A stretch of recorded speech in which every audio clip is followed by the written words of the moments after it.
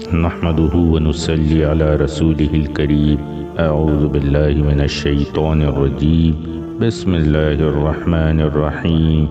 رب اشرح لي صدري ويسر لي امري واحلل عقدة من لساني يفقهوا قولي۔ بسم اللہ الرحمن الرحیم۔ اللہ پاک کے اس روئے زمین پر جتنے بھی انبیاء کرام، سب سے زیادہ برگزیدہ ترین طبقہ ہے انبیاء کرام کا طبقہ، اللہ کو سب سے زیادہ محبوب، اللہ کے سب سے مقرب، اللہ کے سب سے زیادہ فرما بردار، اور اللہ کی رضا اور خوشنودی کے لیے اللہ کی طرف سے فرض کی ہوئی ذمہ داری انسانیت کی ہدایت کے لیے اس زمین پہ مارے مارے پھرنا اور انسانوں کو اللہ کی طرف بلانا، اس عظیم منصب کی ادائیگی کے لیے سب سے زیادہ تکالیف، سب سے زیادہ مشقت اٹھانے والا جو طبقہ انبیاء کرام کا، ان میں جو 5 اولو العزم انبیاء اور رسول ہیں، سید الانبیاء والمرسلین، خاتم النبیین، حبیب کبریا محمد عربی صلی اللہ علیہ وسلم، تمام انبیاء، تمام رسولوں کے سردار، ان کے بعد بھی کچھ انبیاء جن کو اللہ پاک نے سب سے زیادہ اولو العزم پیغمبروں کی فہرست میں اور رسولوں کی فہرست میں شامل فرمایا۔ رسول اللہ صلی اللہ علیہ وسلم کے بعد حضرت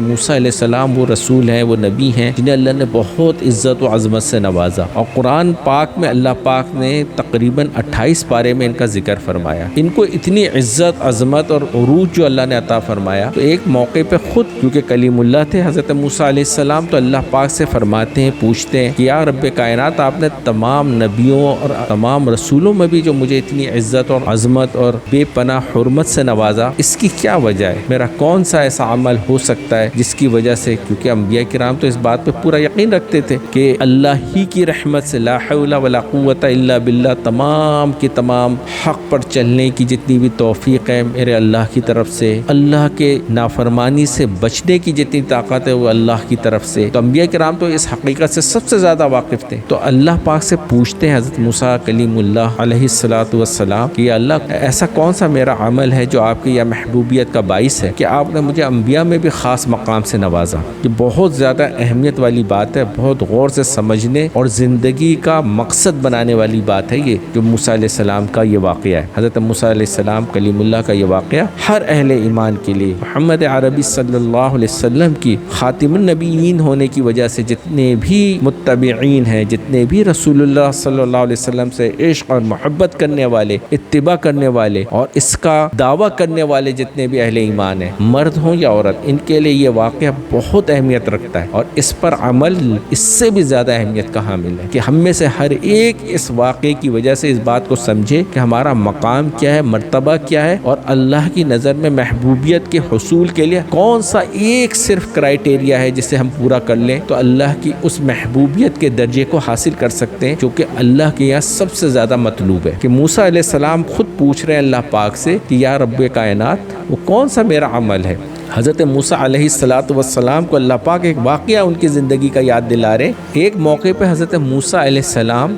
بکریاں چرا رہے تھے، انہیں چراتے ہوئے ایک بکری کا بچہ اپنے وہ جو ریوڑ تھا اس ریوڑ سے بدک گیا۔ چھوٹے بچے جو بکری کے ہوتے ہیں وہ کلانچیاں بھرتے ہیں، تو انہوں نے اپنی لاٹھی سے، اپنے عصا سے اسے ریوڑ میں شامل کرنے کی کوشش کی۔ یہ اس کے پیچھے گئے، وہ ان سے اور بھاگنا شروع ہو گیا۔ تو موسیٰ علیہ السلام اس بکری کے بچے کے پیچھے پیچھے، اور بکری کا بچہ آگے بھاگتا جاتا ہے یہاں تک کہ تھکا دیتا ہے۔ اللہ پاک نے انبیاء کو خصوصی طور پہ ایک غیر معمولی طاقت اور قوت اور اسٹیمنا دیا ہوتا ہے۔ بالآخر وہ بکری کا بچہ خود تھک جاتا ہے اور ایک جگہ گر جاتا ہے۔ تو موسیٰ علیہ السلام کو اللہ پاک یاد دلا رہے ہیں کہ جب وہ بھاگ رہا تھا اور آپ تھک رہے تھے اس کے پیچھے، طبیعتاً بہت جلالی طبیعت تھی حضرت موسیٰ علیہ السلام کی، تو اللہ پاک فرما رہے ہیں کہ آپ اس جلال کے عالم میں اپنے آپ سے کہتے ہیں کہ یہ بکری کا بچہ جب میرے ہاتھ میں آیا تو میں اس کو ذبح کر دوں گا۔ اتنے غصے میں تھے آپ اس کے بھاگنے کی وجہ سے جو اس نے مشقت کرائی، مگر جب وہ تھک کر گر گیا اور موسیٰ علیہ السلام نے اس کو پکڑ لیا تو اس کے معصوم چہرے کو اپنے ہاتھ میں لیا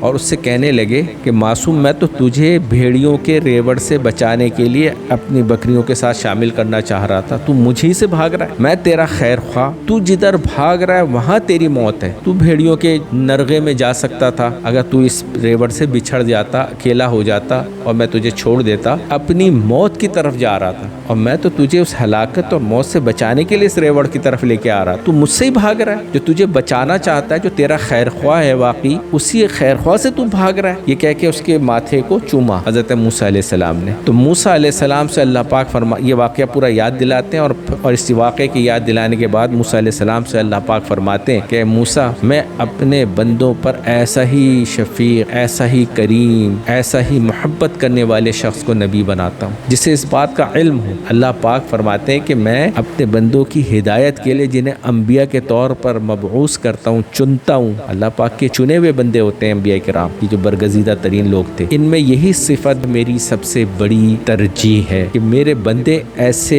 انبیاء سے جو کہ انہیں جہنم سے بچا کے جنت میں لے کے جانے کے لیے، ان کی ہمیشہ کی نقصان، ہمیشہ کے خسارے سے بچا کے ہمیشہ کی کامیابی جو کہ آخرت کی کامیابی ہے، انہیں ہمیشہ کے سب سے زیادہ نقصان پہنچانے والے شیطان ملعون جیسے بھیڑیے سے بچا کر اللہ کی رحمت کے سائے میں، دین کی سائے میں، انبیاء کی تعلیمات کے سائے میں اور اس نور میں لے کے آنے کے لیے انبیاء کو چنتا ہوں، جنہیں اس بات کا سب سے زیادہ احساس ہوتا ہے کہ یہ بندے جو اس وقت نفس اور شیطان کے شرور کا شکار ہو کے بھاگ رہے نبی سے، اللہ کے بھیجے ہوئے رسول اور نبیوں کے خلاف پلاننگ کریں، اسکیم بنا رہے ہیں، انہیں تنگ کرنے کے لیے، انہیں تکلیف پہنچانے کے لیے، انہیں نعوذ باللہ قتل کر دینے کے لیے، شہید کر دینے کے لیے، مگر یہ انبیاء کا ظرف ہوتا ہے، دل ہوتا ہے کہ وہ انہی کی نجات، انہی کی خیر خواہی، انہیں ہمیشہ کے جہنم سے بچا کے جنت میں لے جانے کے لیے مستقل تگ و دو میں رہتے ہیں۔ یہ جو جذبہ ہے، اس جذبے کو میں نے وہاں دیکھا آپ کے اندر، جب آپ نے اس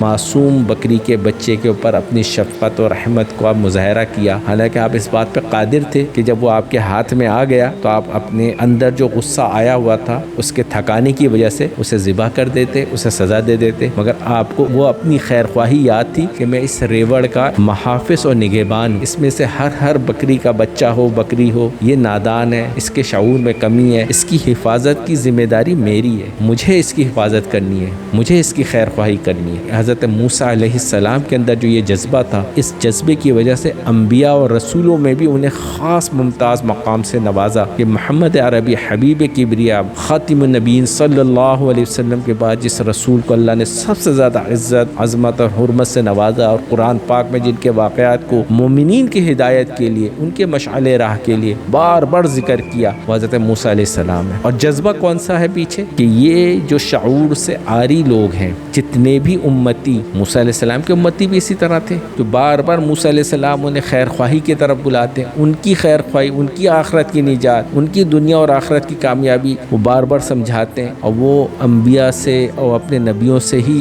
بار بار الجھتے ہیں، اور آخر میں تو حضرت موسیٰ علیہ السلام کے بعد بھی وہی قوم اپنے اندر پیدا ہونے والے انبیاء کو جو اللہ نے بھیجے انبیاء، انہیں شہید تک کیا اور ناحق بے شمار انبیاء کا قتل کیا، مگر انبیاء کو اللہ پاک اس ظرف سے نوازتا ہے کہ وہ سراپا خیر خواہ اور سراپا ہمدردی ہوتے ہیں، کہ انہیں پتہ ہوتا ہے کہ انہیں ابھی تو اس بات کا بالکل شعور نہیں کہ مرنے کے بعد ان کے ساتھ کون سے حالات پیش آنے والے، قبر میں، حشر میں، پلسرات میں، میزان میں، ایک ایک اللہ کا بندہ جو اس زمین پہ انسان کی صورت میں پیدا ہو چکا، اس سے بڑی کوئی آزمائش ہے ہی نہیں کہ اللہ نے کسی بھی انسان کو بے حیثیت انسان اس زمین پر پیدا فرما دیا۔ یہ سب سے زیادہ بڑی پریشانی اور سب سے بڑی فکر اور سب سے بڑی تشویش کی بات ہے۔ اللہ کے رسول سے بار بار بشارت سننے کے باوجود اور اللہ کے رسول سے یہ الفاظ سننے کے باوجود کہ میری امت میں سارے جتنے بھی مجھ پر احسان کرنے والے تھے ان کے حقوق میں ادا کر چکا الا ابو بکر، کہ ان کے احسانات میرے اوپر اتنے زیادہ ہیں کہ اللہ پاک حشر میں اپنی خاص رحمت سے، اپنی نعمتوں کے بے پناہ برسات کی صورت میں ابو بکر کو جو نوازیں گے، وہیں ان کے احسانات کا بدلہ پورا ہوگا۔ وہ اللہ ہی کے بس میں ہے کہ اللہ پاک ان کے احسانات کو پورا کرے، ورنہ انہوں نے دین کی اشاعت اور رسول کی نصرت میں وہ قربانی اور وہ احسان کیے امت پر اور رسول اللہ صلی اللہ علیہ وسلم کے ساتھ دے کر کہ اس کو اس دنیا میں ادا کیا ہی نہیں جا سکتا۔ ان سب کے باوجود ابو بکر صدیق رضی اللہ عنہ فرما رہے ہیں، بکری کو دیکھ رہے ہیں گھاس کھا رہی ہے، پانی پی رہی ہے، کہہ رہے ہیں کہ کاش میں یہ بکری ہوتا، گھاس کھاتا، پلانچے بھرتا، پانی پیتا، اور ایک دن مجھے ذبح کر کے ایمان والے کھا لیتے، ان کی خوراک بن جاتا، حشر میں میرے سے کوئی سوال نہیں ہوتا۔ ایسا ڈر، ایسا خوف حضرت ابو بکر صدیق رضی اللہ تعالیٰ عنہ کو اپنے آخرت میں جواب دہ ہونے کا، اللہ کے حضور میں پیش ہونے کا، جنت اور جہنم کی صورت میں فیصلہ ہونے کا ایسا احساس اور استحضار تھا۔ یہ انسان ہونا کوئی معمولی بات نہیں ہے، بہت بڑی تشویش کی بات ہے۔ اللہ جانے وامتاز الیوم ایھا المجرمون، اللہ پاک حشر میں اعلان فرمائیں گے کہ دنیا میں تو بہت ناشکرے اللہ کے نافرمان، اللہ پر ایمان رکھنے والے مل جل کر رہے، دنیا میں ایمان والے بھی اور اللہ کے نافرمان بھی ایک ساتھ دنیا کی زندگیوں کی خوشیاں انجوائے کر رہے ہیں، مگر مرنے کے بعد اللہ پاک فرما رہے ہیں کہ حشر میں فیصلہ وامتاز الیوم ایھا المجرمون، میرے مجرمین، اللہ رب العزت کے معاملات میں ظلم کرنے والے، شرک کرنے والے، کفر کرنے والے، آج یہ سارے مجرمین ہیں اللہ کے، یہ اب الگ ہو جائیں اور انہیں الگ جہنم میں پھینک دیا جائے گا۔ اللہم احفظنا منہ، اللہ ہمیں ان میں سے بچا لے۔ تو حضرت ابو بکر صدیق رضی اللہ تعالیٰ عنہ کو اتنا استحضار تھا اس چیز کا، تو ہر اہل ایمان کو اس بات کا بہت زیادہ خوف ہونا چاہیے کہ مجھے مر کر اللہ کے پاس پیش ہونا ہے۔ اسی چیز کی فکر اس کو سب سے زیادہ عظیم مرتبے پہ فائز کر سکتی ہے اللہ کی نظر میں، اگر اس نے اس بات کو اپنی زندگی کا مقصد بنا لیا کہ انسانیت کے لیے اس کے اندر رحم بھر جائے۔ دنیا میں جتنے اللہ پاک نے انسان پیدا کیے ان میں سے کوئی بھی اللہ کو ناراض کر کے نہ مرے، اس کے لیے اپنی زندگی بھی لگا دے اور سارے انسانوں کو اس کے اوپر لانے کی کوشش کرے کہ اللہ کا کوئی بھی پیدا ہونے والا اس زمین پہ بندہ ایسا نہ ہو جو جہنم میں چلا جائے، جو اللہ کو پہچان کر اللہ پاک کے احکامات کے مطابق، اللہ نے جو شریعت اسلام کی صورت میں، دین کی صورت میں اس دنیا پہ اتاری، جس پر عمل کرنے کے بغیر کوئی بندہ اللہ کی رحمت کا مستحق ہو ہی نہیں سکتا، کوئی بندہ آخرت کی جنت پا ہی نہیں سکتا، آخرت کے نقصان اور خسارہ جو کہ جہنم کی صورت میں اس سے بچ ہی نہیں سکتا جب تک کہ خاتم النبیین محمد عربی صلی اللہ علیہ وسلم کی رسالت پہ ایمان لا کر انہیں خاتم النبیین صلی اللہ علیہ وسلم مانتے ہوئے، ان کی شریعت کو آخری شریعت مانتے ہوئے، کامل ایمان کے ساتھ یقین رکھتے ہوئے عمل کر کے اپنے آپ کو آخرت کی کامیابی کا مستحق نہ بنا لے۔ اس کے علاوہ کوئی دوسرا ذریعہ نہیں۔ اللہ پاک ہم میں سے ہر شخص کو اس بات کا استحضار، اس بات کا یقین عطا کر دے کہ ہم اپنی ذات کو بھی جہنم سے بچا لیں اور جنت کے قابل بنا دیں۔ جتنے بھی انسان اللہ نے پیدا کیے ان سب کے لیے ایسا ہی درد، ایسی فکر، ایسی کڑن ہو ہمارے دل میں کہ یہ بھی جہنم سے بچ جائیں اور جنت میں چلے جائیں۔ یہ موسیٰ علیہ السلام کے اس واقعے سے یہ بات سمجھ میں آتی کہ اللہ کو سب سے زیادہ محبوب وہ لوگ ہیں جو اس کے بندے اور بندیوں کے جہنم سے بچا لینے اور جنت میں لے جانے کے لیے بڑے ظرف کے ساتھ، پوری خیرخواہی کے جذبے کے ساتھ، بے لوث ہو کے اور ہر قسم کے اغراض سے، ہر قسم کے قلبی جذبات سے، نیگیٹو جتنے جذبات ہو سکتے ہیں، کیونکہ جو بھی دعوت دیتا ہے، جو بھی لوگوں کو اللہ کی طرف بلاتا ہے، دین کی طرف بلاتا ہے، جہنم سے بچنے کی طرف بلاتا ہے، جنت کی ہمیشہ ہمیشہ کی کامیابی کی طرف بلاتا ہے، اس کے بری نظر سے دیکھا جاتا ہے۔ اس کو وہ لوگ، دنیا کی لذتوں میں ڈوبے ہوئے لوگ، اس کے خلاف کوششیں کرتے ہیں، اس کے خلاف اسکیمیں بناتے ہیں، اس کی تذلیل کی کوشش کرتے ہیں، اس کو دنیا کے لوگوں کی نظروں میں گرانے کی اور اس کو حقارت کی نظر سے دیکھنے کی کوشش کرتے ہیں۔ ایسے میں جتنا بڑے ظرف کا انسان ہوگا وہی اللہ کا محبوب بندہ ہوگا، تو پھر بھی اس بات کو مستحضر رکھتے ہوئے یہ تو بیچارے شعور سے آ رہی ہیں، انہیں تو پتہ ہی نہیں کہ ان کے ساتھ مرنے کے بعد کیا ہونے والا ہے، مرنے کے بعد یہ کس سخت ترین ہمیشہ کی ناکامی میں جانے والے، انہیں اس دنیا کی زندگی میں احساس تک نہیں ہے، تو مریں گے تب انہیں بیچاروں کو پتہ چلے گا۔ جس کو اس بات پر ایمان ہے کہ اللہ کے رسول سچی خبر لے کے آئے اور جہنم حق ہے اور جنت میں جانا اور اس کی بشارتیں حق ہیں، تو جو اس پر کامل یقین رکھتا ہوگا وہ کامل طریقے سے کبھی بھی ان کی باتوں کا برا مانے بغیر، ان کی طرف سے حقارت اور نفرتوں کے جذبے کے باوجود پوری تندہی کے ساتھ، پورے اخلاص کے ساتھ، خلوص کے ساتھ اللہ کو صرف راضی کرنے کے لیے، اپنی آخرت سنوارنے کے لیے اور لوگوں کی آخرت کو ہمیشہ کی ناکامی سے بچانے کے لیے پوری کوششوں میں لگا رہے گا۔ یہ اللہ کے چنا ہوا، یہ سارے لوگ اللہ کے چنے ہوئے محبوب ترین لوگ ہیں۔ جیسے موسیٰ علیہ السلام کو اللہ نے رسولوں اور نبیوں میں سب سے عظیم مرتبے سے نواز دیا، انشاءاللہ محمد عربی صلی اللہ علیہ وسلم کی امت میں بھی ایسے لوگوں کو جو ہر قسم کے دنیاوی غرض سے بے غرض ہو کر، بے لوث ہو کے اللہ کے بندے اور بندیوں کی آخرت کو سنوارنے کے لیے پوری محنت کریں گے، کوشش کریں گے، اللہ پاک انہیں ضرور ضرور آخرت کی ہمیشہ کی عزتوں سے بھی نوازیں گے اور دنیا کی بھی ساری عزتوں سے نوازیں گے۔ اور اللہ پاک مجھے اور آپ کو، ہم میں سے ہر ایک کو یہ جذبہ عطا فرمائے۔ یہ جو کوشش ہے ہماری اس چینل کے ذریعے، وہ بھی اسی بات کی کوشش ہے، خود بھی اس پر عمل کرنا ہے اور لوگوں تک بھی اس پیغام کو پہنچانا ہے، اس ویڈیو کو بھی زیادہ سے زیادہ لوگوں تک پہنچائے۔ پتہ نہیں اللہ پاک کن کن کے دل کو نرم کر دے، کن کن کے قلوب میں یہ بات بٹھا دے اور وہ بھی اللہ کے بندے اور بندیوں کے خیر خواہ بن کے دنیا بھر میں انسانوں کی فکر میں لگ جائیں اور انسانیت کو جہنم سے بچانے کی کوششوں میں لگ جائیں۔ کچھ پتہ نہیں کہ اللہ کس کی کوشش کامیاب کر دے، کون کون اللہ کی نظر میں محبوب بن جائے. تو اس کے لیے ہر فرد جو ہے اپنا فریضہ ضرور پورا کرے کہ اس کو جتنا ہو سکتا ہے پھیلائے. اللہ پاک آپ سب کو بھی عمل کی توفیق دے اور مجھے بھی عمل کی توفیق دے اور ہم سب کو مقرب ترین بندے اور بندیوں میں شامل فرما دے.